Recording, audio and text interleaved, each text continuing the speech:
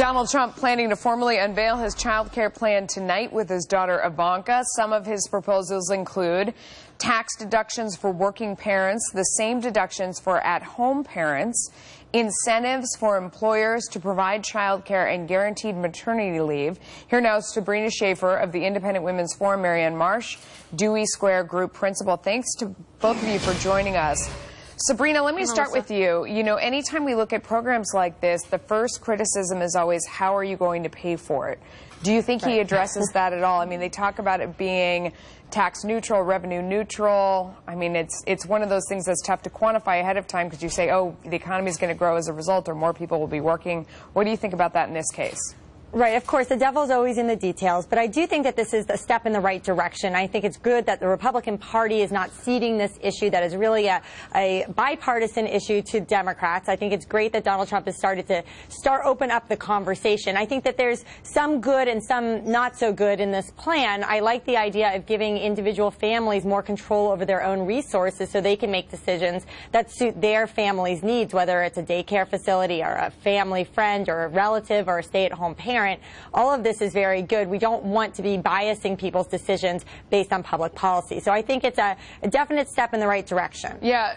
Marianne, you know, it tries to get you over that hurdle when you're looking at going to work and you go, well, wait, okay, so I'm going to make this, but then I'm going to pay this in taxes, so I'm really only making this, and then I'm also paying someone to look after my child, so your salary has to be so high in order for it to pay to go back to work.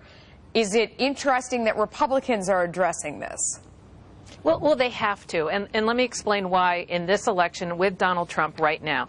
Historically, suburban women, especially college-educated white women, have voted for Republicans all along. Right. Donald Trump does not have them right now. And that's why he's going to the Philadelphia suburbs tonight with his daughter, Ivanka Trump, to talk about daycare. He needs to win them back. If he doesn't, he has no shot at winning the White House. And that's also why President Obama was in Philadelphia today. Right. So it's not just about Pennsylvania. It's about this demographic. So I think the Republicans know they have to do this. They don't have a choice but to do this. They have not explained how they're going to pay for it, except for the fact Donald Trump says he's going to find fraud, but that fraud alone won't pay for this program versus Hillary Clinton, who's giving 12 weeks versus Donald Trump 6 weeks. She's capping it at 10% of income. She hasn't said how she's going to pay either. Okay. Actually, she has actually. That's always one of those things nobody ever likes to talk about. She's going to make Donald Trump, and she's going to have to pay for it. Hang on one second. But, you know, Sabrina, let me ask you, though. I mean, it's interesting because, in a way, it puts a lot of value on working parents. Do you potentially alienate women who have chosen to stay home and see that as a value?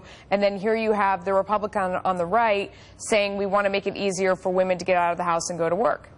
Right. Well, I think that's why the Trump campaign has said that this tax deduction could be applied to parents who stay at home or to a relative who maybe is caring for that family, so that you're not biasing families that have two-parent, workers rather than just one. But at the same time, I think something to keep in mind, and this is where I think Donald Trump will really need to think about his messaging and his tone, is that, I was just at the Pew Research Center today, and an important statistic is this one that only 23% of working mothers would choose to work full-time if they had that choice. And I think it's really important that Republicans keep that in mind when they're thinking about this suite of workplace policies. Yeah. A lot of women, this is not an intellectual itch. They have bills to pay, and that's something very important for Washington to remember. Absolutely. All right. Thanks to both of you.